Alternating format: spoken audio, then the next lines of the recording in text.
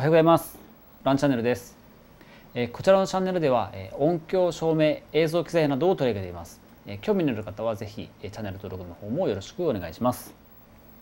さて今回は手話のデジタルワイヤレスシステム ULXD をご紹介しようと思います。こちらのワイヤレスシステムはコンサートとか、あとホールとか、あとコンベンションセンター、あとホテル、宴会場などの常設機材として信頼されて使われている機材となります。こちらのマイクはゴッパーのヘッドになってるんですけども、こういう形でよくですねテレビとかあとコンサートとかで見かけることってないですか？ここで改めて手話のゴッパーについて解説していこうと思います。SM ゴッパーは1966年にアメリカの手話社から発売されていて、世界的にボーカルとかあとスピーチ用としてコンサート会場とかイベント会場で使われています。生産自体はですね現在メキシコとなっていまして、ゴッパーといえばメイドインメキシコというふうな印象があります。日本での正規輸入代理店は日比野さんとなっているようです。テレビとかあと街中でやってるイベントなんかを見てみると、このマイクをですねかなりの確率で目にすると思うんですけれども、マイクといえばこの形といっても過言ではないと思います。銀色のグリルで手に持つ部分がですね黒になっていて、見た目はかなり頑丈そうなんですけれども、実際に頑丈に作られていまして、かなり雑に扱われても壊れないというのも特徴かなと思います。正直音が出なくなったゴッパーというのは今まであまり見たことがないような気がします。グリル部分はどうしてもへこんだりすることもあるんですけれども、このように外すこともできるようになっていて、このグリル部分だけの交換も可能になっています。こちらはスイッチのないタイプになっていますけれども、スイッチ付きのタイプもあります。ちなみにクイーンのボーカリストフレディ・マーキュリーが使っていたのは手話の 565SD というモデルになっていて、こちらはスイッチ付きのモデルとなっています。指向性は単一指向性となっていて、モニタースピーカーからの開始の音など横方向からの音をですね、拾いにくいような設計となっています。同じような形をしたベータゴッパーというのもあるんですけれども、こちらはですね低域と高域が通常のゴッパーよりも強調された音質になっているんですけれども、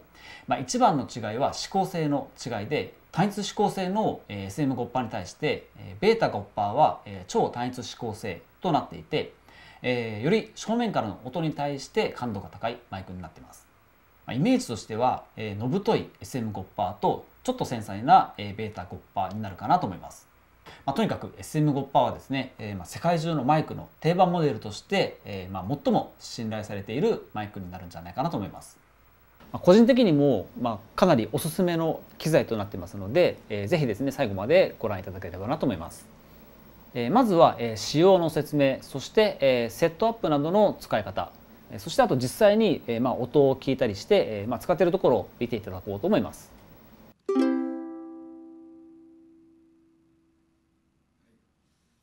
まずはですね仕様の説明となるんですけれども、今こちらにあるのがレシーバーの ULXD4D とあとトランスミッターの ULXD2 となります。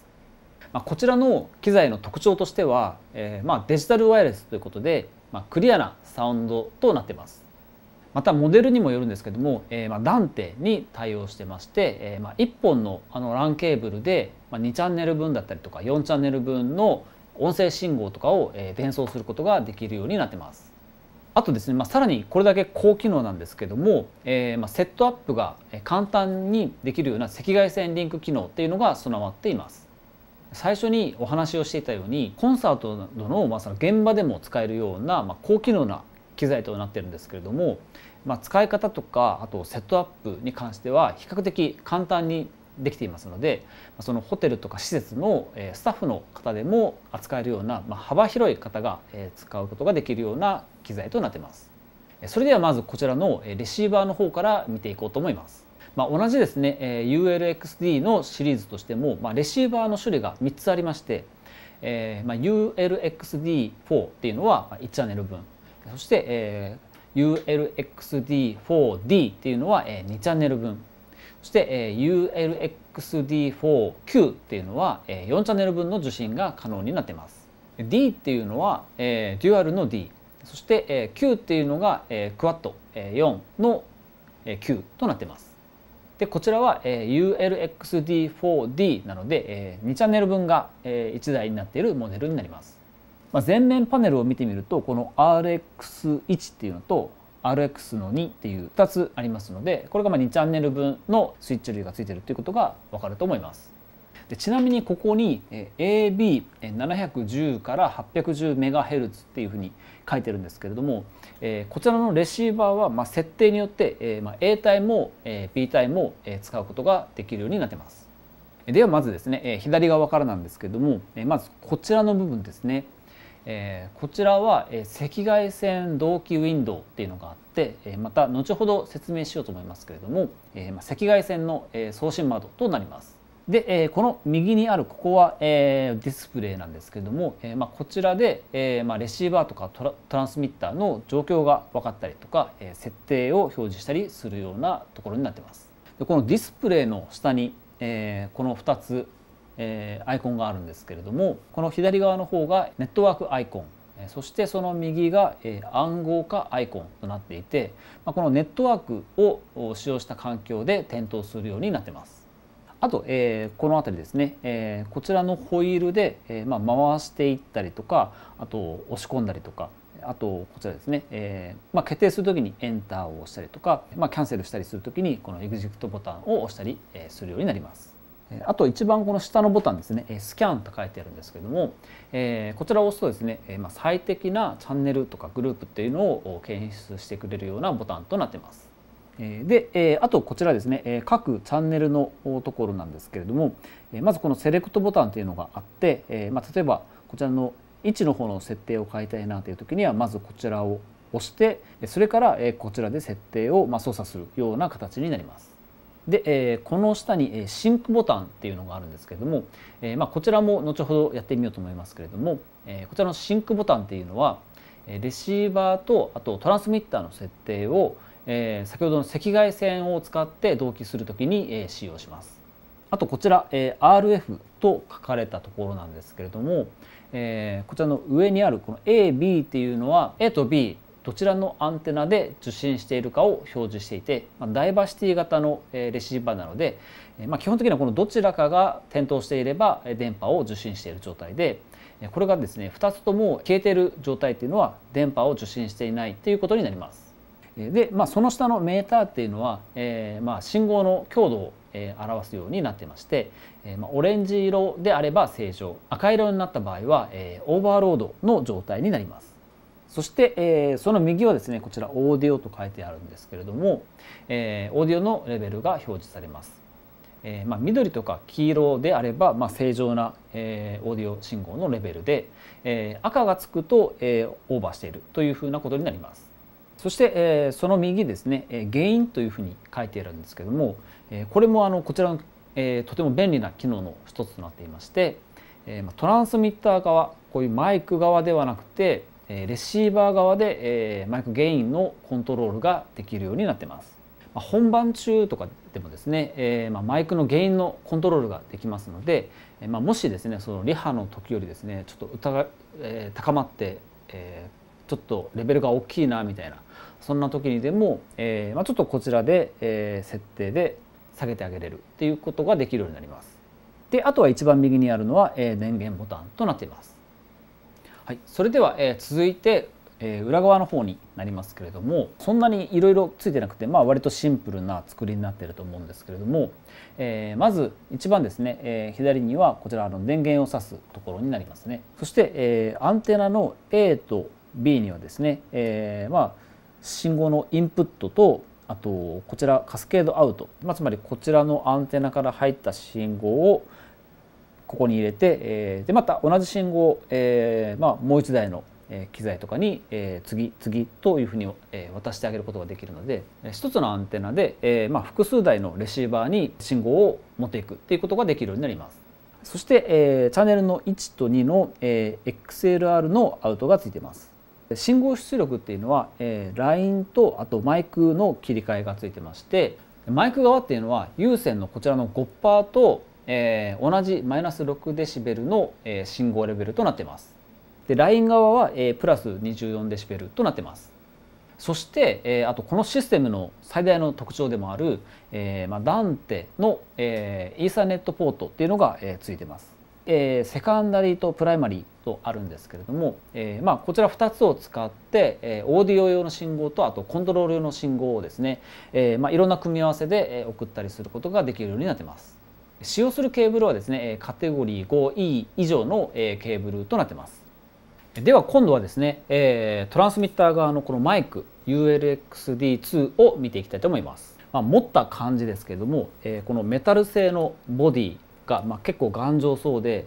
こういう重さもしっかりとあって見た目もかっこいいですよね。それとですね、最初にも言ってた通りこのゴッパーヘッドが今ついてるんですけれども、こちらの他にもあとベータゴッパー、そしてベータ87、そしてあと KSM9 ですねなどのラインナップもあります。今光りましたけどもバックライト付きの液晶の画面となっていて、いろんなチャンネルだったりとか情報の表示がされるようになっています。その下には赤外線の受信用窓っていうのがありまして、先ほどのレシーバーからの設定を、赤外線受信するときに使用します。あとこちらはその手元のスイッチとなります。あとこの下の方ですね、ここには、こんな感じでここに接点があるんですけれども、こちらですねオプションのリチウムイオン電池を使用するときに、このままこうやってガチャッと、充電器に挿して充電ができるようになっています。あとはアンテナもこの中に入っているみたいです。それではカバーを開けるとですね、こんな感じになってます。こちらにボタンみたいなものがあるんですけれども、これはマイクの設定を操作するときに使用するボタンで、上下あと左右にもですねこうカチカチと動かすことができるようになっています。電池は現在単三電池を入れてるんですけれども、で、この部分にですね単三電池アダプターという部品がこれ横向きに今ついてまして、これがリチウムイオン電池をする時にはカパッと外してこれをカチッと縦に付け替えてリチウムイオン電池を入れて蓋をする、そして固定ができるようになっています。ちなみにこの手元スイッチですね、これを本番中に誤ってこう操作しないようにロックするためにはこの操作ボタンを上に押しながらスイッチを入れるとロックの状態になります。でまた解除したい時には一旦下にスイッチを下ろしておいてまた操作ボタンを上に押しながらスイッチを上に上げるとロックが解除されるようになって、でこれで切ればこのように普通に操作をすることができるようになります。でこういうトランスミッターというのは、こういうふうなハンドヘルド型だけじゃなくてですね、あとはこういうラベリアマイクで、使用するような、ボディパック、とかあとバウンダリーマイクとかあとグースネックベースの、ものもあります。この辺りは、会議とかあと学会とかなどで、使えるような、機材になってるんじゃないかなと思います。ということで、機材の使用の説明については、このくらいになります。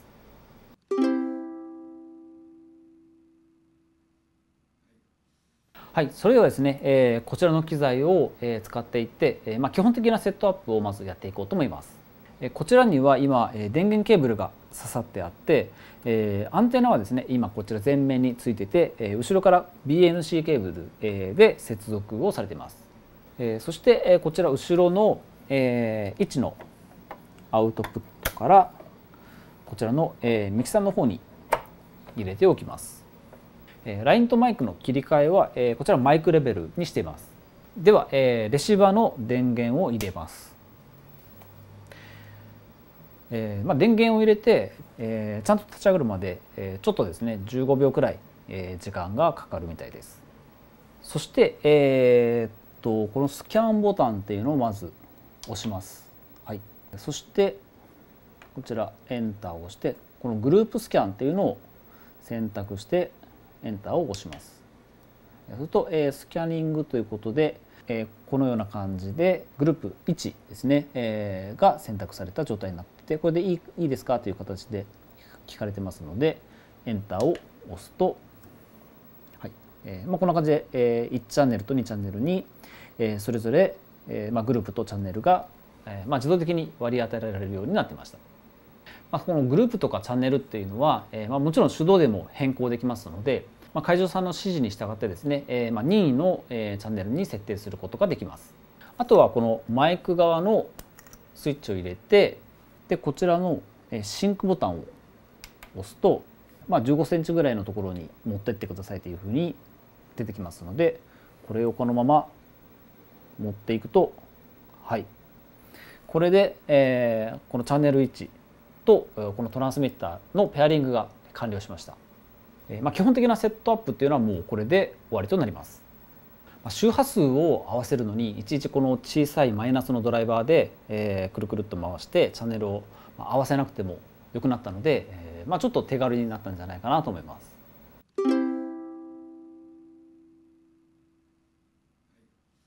それではですね、気になる音の方を聞いていきたいと思います。今回は 5%ヘッドの ULXD2 とあと有線のこの 5% ですね、こちらで聞き比べをしてみたいと思います。両方ともこちらのミキサーに入れて、ゲインとかあと EQ とかはフラットですけども、もうそのままでレベルも同じにして、それをカメラに直接入れてます。ではですね、まずはこの聞き慣れた有線の 5% の方から聞いていこうと思います。はい、おはようございます。ランチャンネルです。おはようございます。ランチャンネルです。それでは続いて ULXD2 の方を聞いていきたいと思います。はい。おはようございます。ランチャンネルです。おはようございます。ランチャンネルです。どうでしたでしょうか。聞いた感じですね、それぞれでこう聞いていくと、ほとんどわからないくらいじゃないかなと思いますし、両方ともですね、本当にこちらはまさに 5% なんですけど、でこっちも頭が 5% なんで確かに 5% なんですけど、なんて言っていいか、もう本当に 5% です。ただちょっともしかしたら有線の方が、ローが、ちょっと太く出てるかなという感じですかね。ほんの気持ちですけど、ちょっとローが抑えられてるのが、こっちの ULXD2 の方かなっていうふうな印象もあります。じゃあちょっとですね、試しに画面を消すので、どちらのマイクで喋ってるのかっていうのを当ててみてください。です。ワンツーワンツー。おはようございます。ランチャンネルです。おはようございます。ランチャンネルです。こちらは、どちらの 5% でしょうか。聞いただけで分かる方はかなりすごいなと思いますけれども、正解はこちらでした。ヘッドが変わらないんで当然の結果といえばそれまでなんですけども、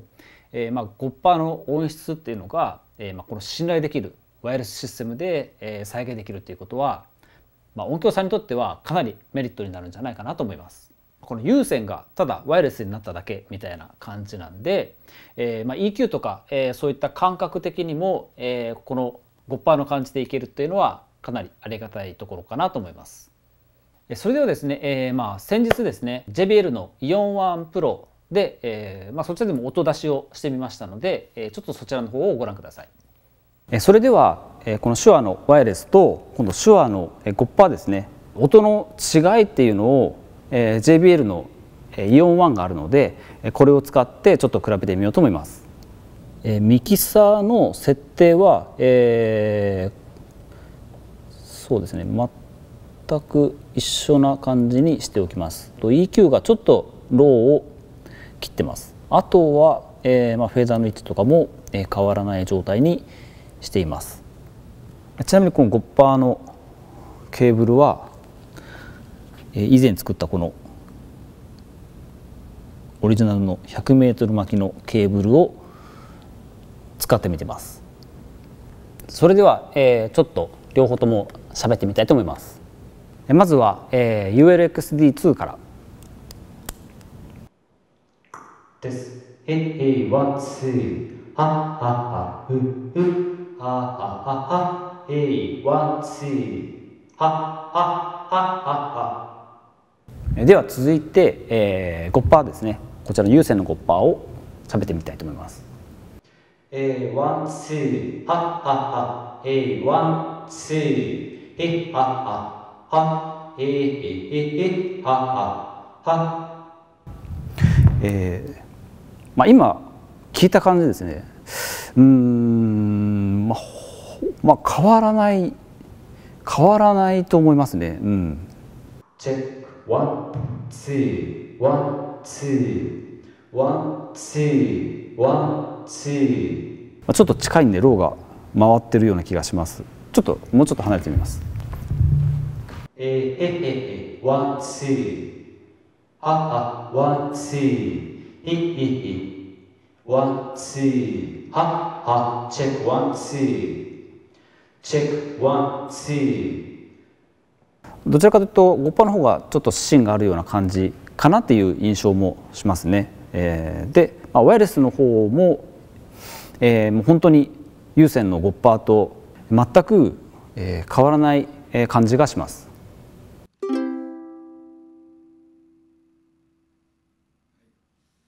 はい、カメラマイクだったのでなんていうかはっきりした音じゃなかったかもしれないんですけども、有線もですね、このワイヤレスの方も、しっかりとですね音が出てたんじゃないかなと思います。というか、音質は当然ながらなんですけども、しっかりこの音がですね、伝送されている感じですね、あと電波の安定性とかっていうのがめちゃめちゃいいんじゃないかなと思います。でこの電池残量とかもレシーバーで、見ることができるので、こういった点もですね、安心かなと思います。やっぱりこの安心して使えるっていうのはこのワイヤレスですね、そういった機器では特に、大切じゃないかなと思います。それとですね、ダンテのシステムですね、こちらを使ったらですね、音声信号の伝送も、LAN ケーブル1本でできたりするんですけれども、あとはその複数台のこのレシーバーの管理っていうのが、パソコンとかで一括して行うことができますので、ワイヤレスの運用の管理っていうのがとてもしやすくなって、その特にやっぱり大きなステージとか、あとマイクをいっぱい使うその学会みたいな会議とかそういったところではかなり役に立つ機能なんじゃないかなと思います。オプション品もたくさんあって、パドルアンテナももちろんあるんですけれども、アンテナ線を延長する時に使うような、分配器とか、あとブースター、信号のブースターですね、そういったのもあったり、あと、こういった壁とかですね、天井とかに取り付けられるような、壁面取り付け用の、ちょっと白いアンテナなんかもありますので、常設の機材としてはおすすめのものになっています。ちなみにこのパドルアンテナとか、あとその壁面取り付けのアンテナとかですね、距離によってですね近いところと遠いところが出てくると思うんですけども、アンテナ線の、同軸ケーブルっていうのは、近いところも遠いところも、同じ長さのケーブルを使うことっていうのが重要になってきて、やっぱりその信号が、同じような、この長さの線を伝って入ってくるっていうのが、重要になってきますので、例えば近いところは1メートルしかなくて、遠いところは10メートルある場合ですね、1メートルと10メートルのケーブルを使うんじゃなくて、両方とも10メートルのケーブルを使って接続するっていうのが重要なポイントになってくるみたいです。はい、こちらの機材に関しては弊社でも取り扱ってますので、ぜひですねご興味のある方はお問い合わせをいただければなと思います。ということで、今回はですね手話のデジタルワイヤレスシステム ULXD シリーズについて取り上げてみました。動画についてのご意見とかご質問とかもですね、ぜひコメント欄にお寄せいただければなと思います。あとは SNS も概要欄の方にリンクを貼っておきますので、ぜひそちらの方もチェックをよろしくお願いします。それではご視聴ありがとうございました。